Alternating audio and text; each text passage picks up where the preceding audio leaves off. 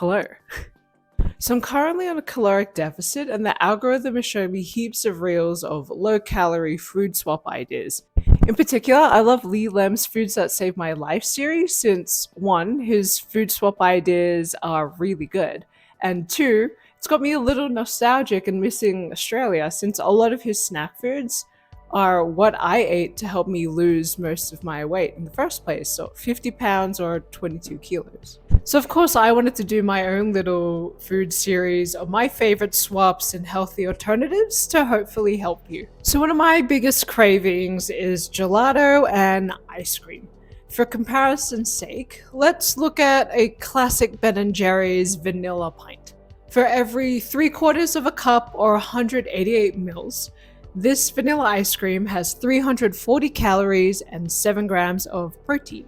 This means you are eating 48.6 calories per 1 gram of protein. Now, we all probably already know of the healthier ice cream options out there like Halo Top, but I've found a new brand called Cool Whey that's surprisingly better macro-wise just by a little bit, and it's better on your budget, and they're Canadian owned. So shout out to my second home. Let's compare the same amount of mint chip Halo Top and mint chip Cool Whey to Ben & Jerry's. For Halo Top, it has 130 calories and the same amount of protein at 7 grams. That's basically a third of the calories for the same amount of ice cream and protein. So you're basically just eating 18.6 calories per 1 gram of protein, which is crazy for ice cream. Now, Cool Whey's macros are slightly better. For the same amount of ice cream, so 188 mils, this has 120 calories and 9 grams of protein, meaning you are eating 13.3 calories per 1 gram of protein. Cool Whey actually tastes pretty decent too. And to find a brand that can go head to head with the top competitor in that space, Halo Top, is awesome. And they both taste pretty similar to me as well. My only complaint is Cool Whey's flavor range isn't as diverse as I wish it was. I would love to see them have like a peanut butter flavor. But yeah, Halo Top and Cool Whey are great alternatives to normal ice cream. Now, if you hate the taste of these calorie-friendly ice creams, I don't blame you, they're not for everyone. I've got you covered. So maybe try mochi ice cream. They're only 100 calories for 2 of those little bowls, and they're really delicious, they're fun to eat, and they're already pre-portioned, which if you have a lot of trouble pre-portioning out your ice cream and you just tend to scoop out of the tub, these could be a really good option for you too. If you prefer your ice cream slightly less messy and slightly less handheld like mochi, I'd recommend Greek yogurt smoothie bars or popsicles. The smoothie bars are nice and creamy, and they offer a little bit of protein at 6 grams per serving and 100 calories per stick.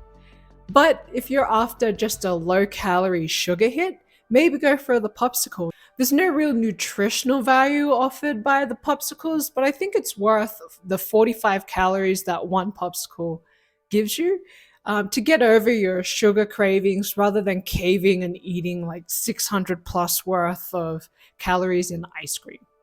If you're particularly sensitive to eating prepackaged snacks and you want to make something yourself, I've got you covered as well. I like to make a simple high protein yogurt bowl. I always have a tub of 0% Greek yogurt in the fridge, so I like to just get a bunch of that and sweeten it up or make it interesting with sugar-free maple syrup, honey, cereal, granola, fruit, fresh or frozen. Anything really works. Just be wary of adding too much granola or honey because your calories can skyrocket without you realizing. It's creamy, delicious, and super quick to make, and the macros can be pretty bonkers too, depending what you put in it. So this little protein bowl has 251 calories and 35.6 grams of protein, which is insane, and it's super filling. It's only 200 grams of Greek yogurt, 0% plain, 15 grams of protein powder, I use cookies and cream, 10 grams of puffed wheat cereal, and just over 50 grams of blueberries. And I've seen people portion this out onto parchment paper and drizzle melted chocolate and peanut butter or other nut butters on it and freeze it. And it's like this little handheld poppable ice cream treat. So maybe give that a go too if just having it straight like this isn't for you. Also, shout out to Lee Lem and his giant jelly bowl, where he gets basically a big bowl of sugar-free jelly and he plops on essentially what I've got here on top of it. He usually puts on YoPro, but you can just use any Greek yogurt. I miss YoPro. I can't find it here in Canada. I'm not sure if it's just an Australian thing, but Greek yogurt's very high in protein anyway, and the jelly isn't going to give you much. It will definitely fill you up though. It's almost like a meal. It's not really a snack anymore. And the macros are insane. This bowl is huge, but you combine these together, it's 291 calories and 39.6 grams of protein. Awesome. So whether you call them chips or crisps, most of us absolutely love a good old packet of chips. But if you've ever read the serving suggestions in the back of a packet, you know, one, they're weirdly small, so it's kind of rude. And two, you could absolutely eat 3 or 4 of those serving suggestions without even realizing and totally ruin your caloric deficit for that week. In lieu of this salty, crunchy snack, I have a few things I recommend swapping out to save you a bunch of calories in the long run. I'll be comparing all of these alternatives to this bowl of ketchup chips. God bless Canada. This bowl has 48 grams of chips, which has 250 calories and 1.9 grams of protein. Everything I'm going to show you is going to have about 250 calories, just to give you an idea of how they compare. The first swap is nuts. They offer more protein and healthy fats, and they can be more filling due to the natural oils in them. There's 44 grams of plain roasted peanuts. They have 249 calories and 11.4 grams of protein. Now, if you're like me and you have a soft spot for nuts, I wouldn't recommend them as a snack while you're trying to lose weight and remain on a caloric deficit. I personally can eat a shitload of nuts and I wouldn't even get tired of them. I absolutely love nuts.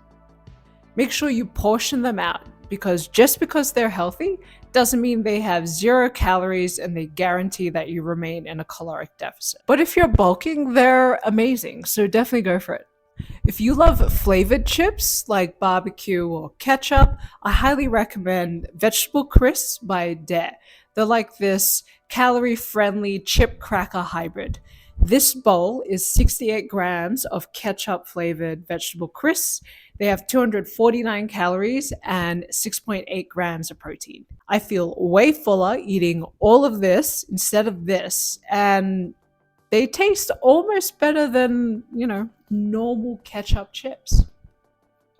Another alternative is popcorn. This bowl of popcorn started off as 68 grams of kernels and is now about 7.5 cups of popcorn. This equals 250 calories and has 6.8 grams of protein. Just be wary of some flavored versions of popcorn, as they can be comparable to chips, but you're more than welcome to pop plain popcorn kernels yourself and add flavorings afterwards. I've seen people add a bit of chocolate or chili powder and a little bit of cheese just to kind of pizzazz up otherwise plain popcorn.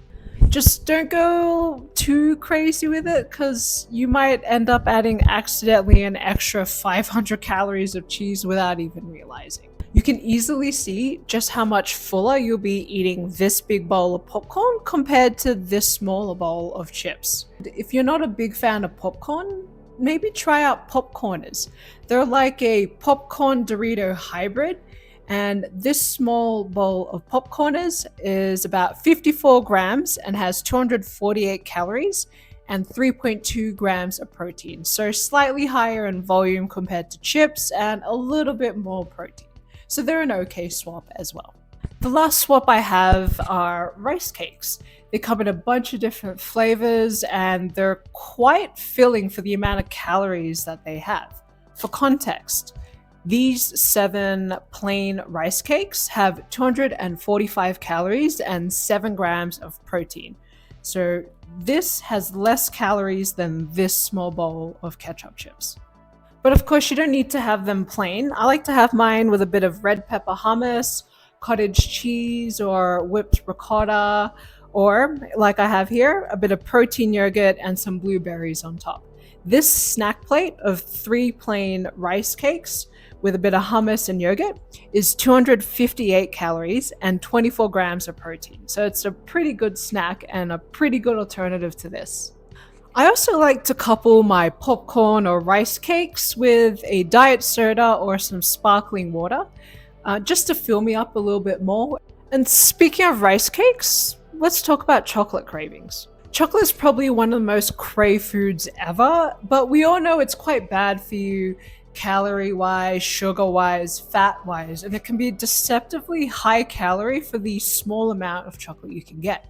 These three Ferrero Rochers are 220 calories together and have 3 grams of protein, which is a fair amount of calories considering how small they are and how most of us don't really stop at just 3. Now, a surprising alternative are actually caramel and choc chip rice cakes and rice chips. Here I have the choc chip rice cakes. 4 of these are 240 calories and 4 grams of protein.